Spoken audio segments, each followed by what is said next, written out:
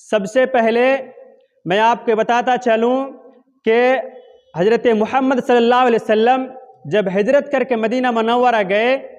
ہجرت کے 1.5 سال بعد اللہ رب العالمین نے امت محمدیہ یعنی محمد صلی اللہ علیہ وسلم کے ماننے والوں کو سن 2 ہجری میں روزے کا حکم اور فرض قرار دیا گیا کہ امت محمدیہ کے ماننے والے جتنے بھی لوگ ہیں آج سے تمام مسلمانوں کو روزہ رکھنا ضروری بالکل فرض ہے۔ اگر کوئی شخص جان بوجھ کر روزہ نہیں رکھتا ہے تو گنہگار ہے اور اس کا سزا بھی متعین کیا ہے، جیسا کہ حدیثوں کے اندر حضرت ابو ہریرہ راوی ہیں وہ بیان کرتے ہیں، بخاری مسلم شریف کی حدیث ہے، اگر کوئی شخص جان بوجھ کر روزہ چھوڑ دیتا ہے تو اسے سزا دیا جائے گا، بعد میں اس کی قضا بھی کرنا ہوگا، اور اس کی سزا اس طرح ہے یا وہ لگاتار 2 مہینے مسلسل روزہ رکھے گا، یا پھر ایک غلام آزاد کرے گا، یا 60 مسکینوں کو کھانا کھلائے گا۔ لیکن جو روزے رکھنے کی بات ہے، اگر 2 مہینے کے اندر کسی شخص سے کسی بھی مجبوری کے تحت اگر روزہ چھوٹ جاتا ہے تو اسے بھی پھر دوبارہ 30 روزہ ہو جاتا ہے، اور پھر بیچ میں کوئی روزہ اسے چھوٹ جاتا ہے جس کے بنا پر پھر اسے دوبارہ 60 دن مسلسل روزہ رکھنے ہوں گے، اس کی یہ سزا سنائی گئی ہے۔ روزے کا مطلب یا معنی اس طرح ہے جو لغت کے اندر ملتا ہے امساک ہے، عربی لفظ امساک روزے کا معنی استعمال ہوا ہے، اور جو عربی لفظ ہے صوم بھی استعمال ہوا ہے جس کا معنی ہوتا ہے امساک یعنی رکنے کے ہیں۔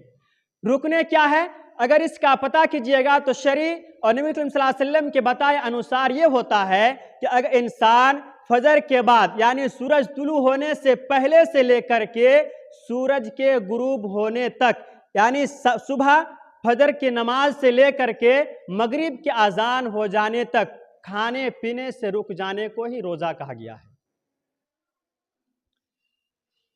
پتہ یہ چلا اگر ہم روزے سے ہیں تو ہمیں فجر سے لے کر کے شام تک مغرب کی اذان ہونے تک بنا کھائے پیے رہنا ہے، اسی کو ہم روزہ کہیں گے، ہم اسے روزہ کہہ سکتے ہیں۔ اب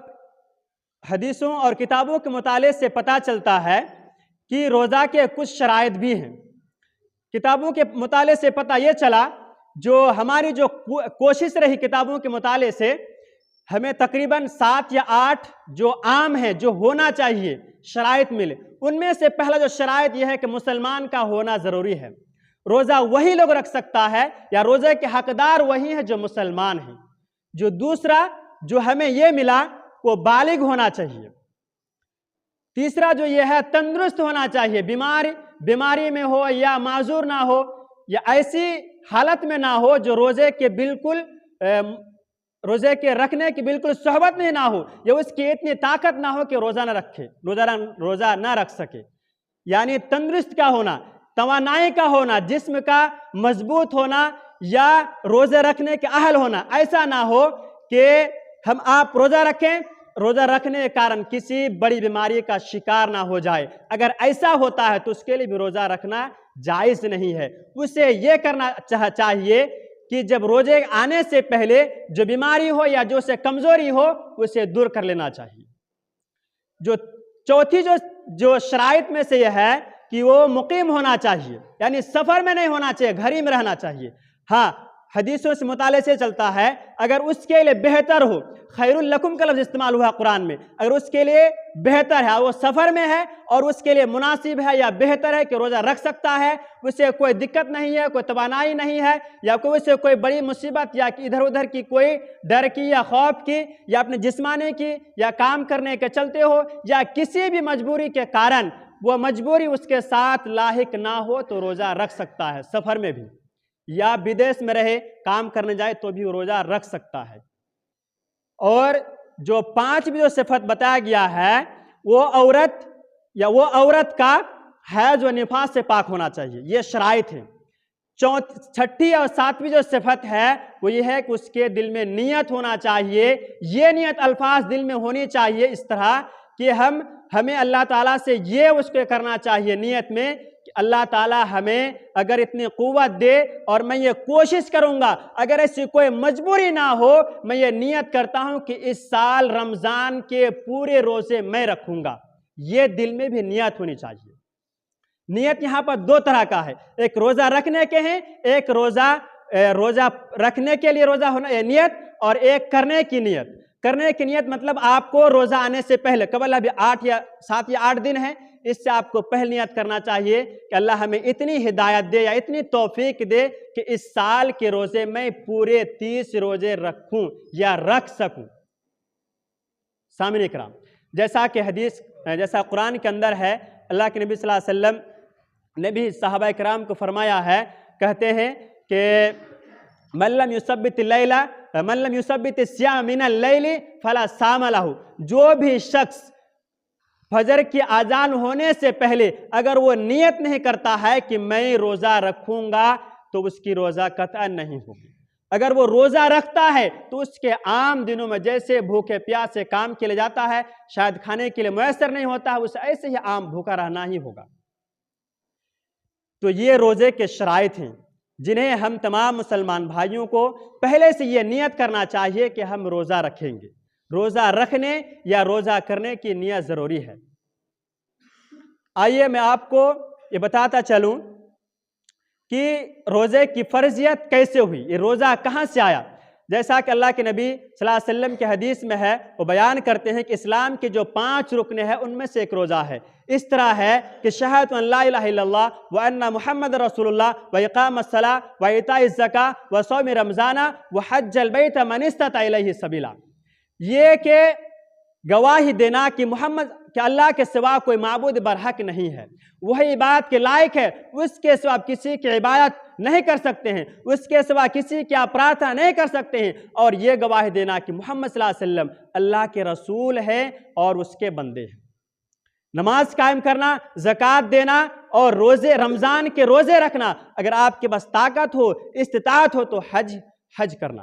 انہی میں سے ایک روزہ ہے۔ جیسا کہ اللہ رب العالمین قرآن میں ارشاد فرماتا ہے، یا ایھا الذین آمنوا کتب علیکم الصیام کما کتب علی الذین من قبلکم لعلکم تتقون، اے ایمان والو تم پر روزے فرض کیا گیا ہے تم سے پہلے لوگوں پر جیسے فرض کیا گیا تھا، تاکہ تم متقی بن جاؤ، پرہیزگار بن جاؤ، تقوی اختیار کرو۔ خاص کر کے مومنوں کہا گیا ہے، مومن، اور وہ مومن جو تقوی کے لیے، اللہ کے خوشنودی کے لیے اس پر روزے فرض کیا گیا ہے مسلمانوں پر، تاکہ مسلمان جو ہوگا وہ ایمان والا ہونا چاہیے۔ ایمان والا کیسے، اور ایمان والا کیسے بنے گا؟ جو تقوی اختیار کرے گا۔ تقوی کا جو مطلب بیان کیا گیا ہے، لغت میں دیکھتے ہیں تقوی کا معنی ہوتا ہے بچنا۔ کس سے بچنا؟ جیسا کہ بعض فقہا کہتے ہیں کہ تقوی سے مراد یہ ہے، آپ کسی راستے سے جا رہے ہیں اور اس راستے کے دونوں سائیڈ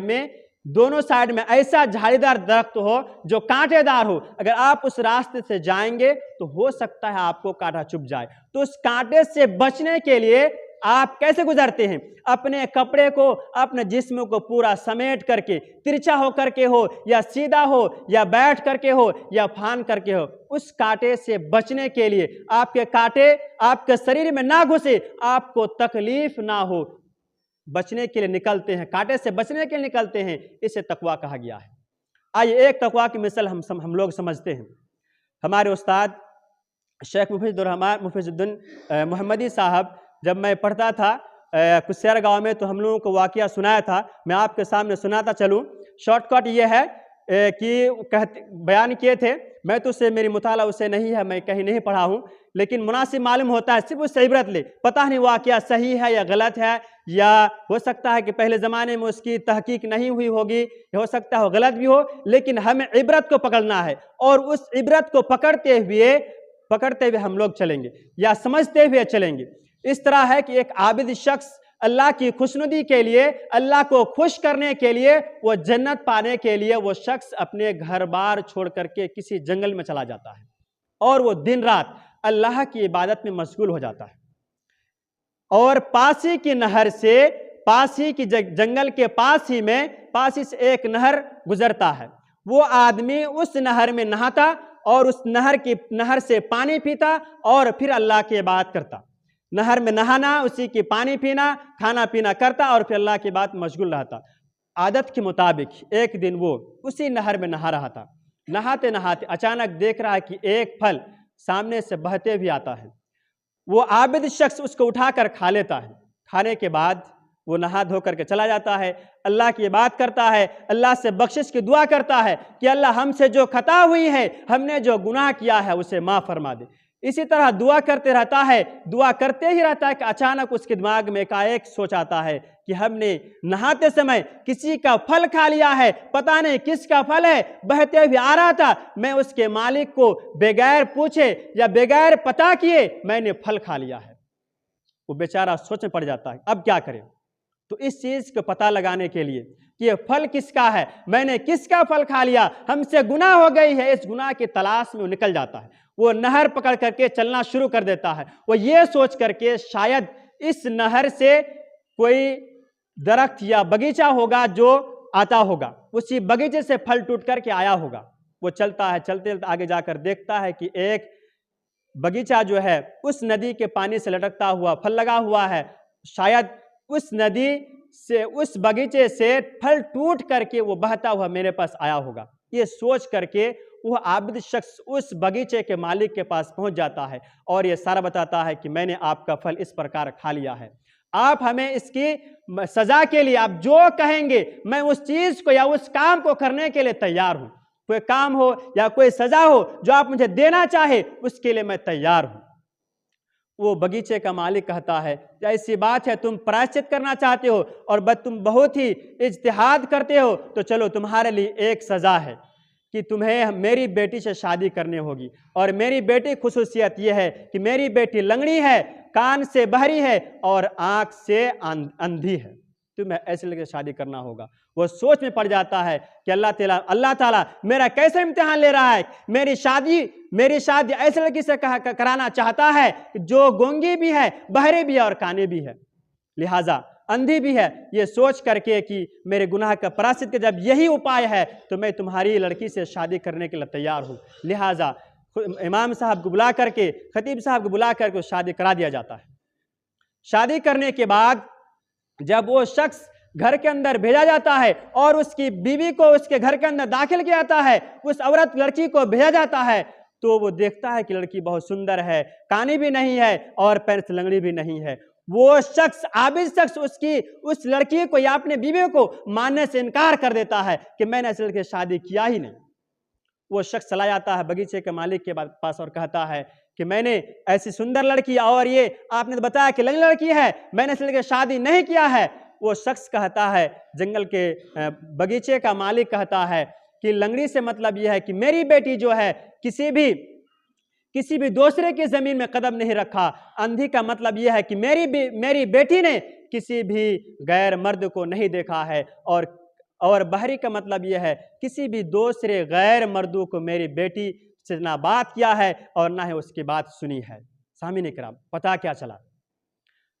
पता ये चला हमें अपने बचने के लिए, हमारे गुनाहों की बख्शिश के लिए हमें क्या करना चाहिए। जिस तरह वो शख्स आंधी और लड़की को अपने गुनाह की बख्शिश के लिए तैयार हो गया, तो हमें भी कोई काम अगर ऐसा करना हो जिसे हमें तकलीफ हो, वह पसंद नहीं हो, लेकिन हमें गुनाह को खत्म करने के लिए वो काम करना होगा। यही ना पता चला। सामीन इकराम, आइए मैं आपको 5 मिनट बचा है, मैं आपको एक चीज़ और बता देना मुनासिब समझता हूँ कि 2 चीज़ें हैं। एक ये चीज़, वह कौन से उमूर हैं या ऐसा कौन सा काम है जिससे अगर आप करेंगे तो आपका रोज़ा ख़त्म हो जाएगा। आप दिन भर भूखे प्यासे भी रहेंगे, अल्लाह की इबादत भी करेंगे, अल्लाह से फरियाद भी करेंगे, अगर वह गुनाह आपसे हो जाता है तो आपके रोज़ा बिल्कुल ख़त्म हो जाएगा। वो करीब 4 या 5 चीज़ें हैं। उनमें से नंबर 1 ये है, आप जानबूझ करके कुछ खा लेना। जानबूझकर खाने का मतलब ये है, अगर आप रोजे रखे हैं, अगर आपसे गलती में कोई चीज़ खा लिए, उसकी तो कोई दिक्कत नहीं है, आपका रोज़ा ख़त्म नहीं होगा। लेकिन आप कुछ अगर खा लेते हैं तो उससे क्या हो जाएगा? रोज़ा फासिद हो जाएगा। लेकिन बताने का दूसरी पहलू इसका ये है, लेकिन अगर कुछ आपने जानबूझ करके, आपको पता है कि आप कोई चीज़ खाएंगे आपका रोज़ा टूट जाएगा, लेकिन आपके साथ ऐसी मजबूरी लाहिक हो जाए, आप कहीं बाहर जा रहे हैं, रोज़े की हालत में हैं, आपको किसी ने ज़बरदस्ती खिला दिया हो, आप खाना नहीं चाहते थे लेकिन वो चीज़ खिला दिया हो, आपके लिए हो सकता है, आपको पता है तो वो खिला रहा है, मेरा रोज़ा टूट जाएगा, लेकिन किसी ने ज़बरदस्ती खिला दिया है, ज़बरदस्ती खिलाने के कारण आपका रोज़ा टूट जाएगा। लेकिन हदीस के अंदर है, हज़रत अब्दुल्लाह बिन अब्बास बयान करते हैं कि रसूल सल्लल्लाहु अलैहि वसल्लम ने इरशाद फरमाया कि मेरे उम्मत में से, उम्मत के लोगों के जो भी खता व निस्यान है, जो भी ज़बरदस्ती काम किया जा रहा है, अल्लाह ताला उसे माफ़ कर दिया है। अगर कोई सा आपको ज़बरदस्ती रमज़ान की हालत में खिला देता है, किसी धर्म के लोग हो या आप ही के जानने वाले हो या आप किसी इलाके के लोग हो, आपको खिला देता है, आप खा लेते हैं मजबूरी में, तो ऐसी हालत में आपका रोज़ा नहीं टूटेगा। लेकिन अगर आपने खा लिया जानबूझ करके, किसी की बहकावे में या किसी के ज़बरदस्ती खिलाने से आप नहीं खाए, तो आपका रोज़ा नहीं टूटेगा। ऐसी हालत में आपका रोज़ा बिल्कुल कायम रहेगा, आपको रोज़ा रखे रहना है। ऐसा नहीं कि कोई खिला दिया या आपने भूले से खा लिया तो आपको रोज़ा छोड़ना नहीं है। दूसरी चीज़, आमदन कै करना। अगर खुद ब खुद कै हो जाए, उल्टी हो जाए, तो आपका रोज़ा नहीं टूटेगा। लेकिन आपने जानबूझ करके उल्टी किया या ऐसी हालत में आपको पता है कि ज़्यादा खाने से मुझे उल्टी हो जाती है, आप फिर भी दिन भर भूखे रहने की हालत में आपको पता है कि मैं अगर ज़्यादा नहीं खाऊंगा तो मुझे भूख लग जाएगी और मुझे दिक्कत होगी, ये सोच करके अगर आप खा लेते हैं और ये उल्टी आपसे हो जाता है, इस कारण से भी आपका रोज़ा टूट जाएगा। तीसरी चीज़, अगर आप नियत कर लेते हैं या आप ऐसी हालत में पहुंच गए या आप नियत कर लिए कि हमसे रोज़ा नहीं होगा, हम रोज़ा तोड़ देंगे, हमसे और भूख बर्दाश्त नहीं हो रहा है, आप खाने के लिए गए और खाने के लिए गए, फिर आप आए कि इतना तो बीत ही गया है, मान लीजिए मगरिब का वक्त होएगा, आधा घंटा हम क्या खाएंगे, लुकमा उठाए, आपके दिल में ये ख्याल आया कि हम रोज़ा छोड़ देंगे, आप लुकमा भी उठा लिए और बाद में अगर आप फिर खाना छोड़ दिए, लुक़्मा उठाने के बाद लुक़्मा फिर रख दिए, ऐसी हालत में आपका रोज़ा नहीं होगा। आप खाए ना खाए, क्यों? आपके नियत में, आपके दिल में यह पुख्तगी हो गई कि मुझे खाना खाना है और मुझे रोज़ा तोड़ना है। आप खाए या ना खाए, आपका रोज़ा खत्म हो जाएगा। चौथी चीज़, अगर आप जिमा करते हैं, ये सब हम लोगों को सभी को पता है, फिर भी याद दिहाने के लिए अगर आप जिमा कर लेते हैं, आप घर में सोए हुए हैं, आप अपनी बीवी को देखे और आप जिमा कर लिए, तो ऐसी हालत में भी आपका रोज़ा टूट जाएगा। सामीन इकराम, छठी जो चीज़ है जो आपको रोज़ा नहीं टूटेगा, ये रोज़ा था टूटने वाले, अगर किसी को मुसलसल बीमारी हो या मुस्तकिल बीमारी हो या ऐसे बुरे हालत में हो जो रोज़ा रखने के बिल्कुल लायक है ही नहीं या रोज़े रखने के बिल्कुल अहल है ही नहीं, अगर वो चाहे तो रोज़ा छोड़ सकता है। जैसा कि रब्बुल आलमीन कुरान के अंदर इरशाद फरमाता है, वलल्लज़ीना युतीक़ूनहु फ़िद्यतुन तौ मिस्कीन। अगर कोई शख्स, मुफस्सिरीन ने ये कहा है कि इसकी तफसीर में बयान किया है, कोई शख्स अगर लगातार बीमार रहता हो, मुसलसल बीमारी में हो या ऐसी बूढ़े हालत में हो गया है जो रोज़ा रखने के अहल नहीं है, वो रोज़ा नहीं रखेगा, बदले में वो किसी मिस्कीन को या किसी गरीब को खाना खिला देगा, उसके लिए रोज़ा की गुंजाइश है। या ऐसी औरत, सातवीं चीज़, ऐसी औरत जो हामिला हो, बच्चे होने के बिल्कुल करीम हो या हामिला ऐसी हालत में हो या उसको ये अंदेशा हो अगर मैं रोज़ा रखा तो हमारी सेहत को या हमारे पेट में जो बच्चा है वो जो पल रहा है उसको कुछ जिस्मानी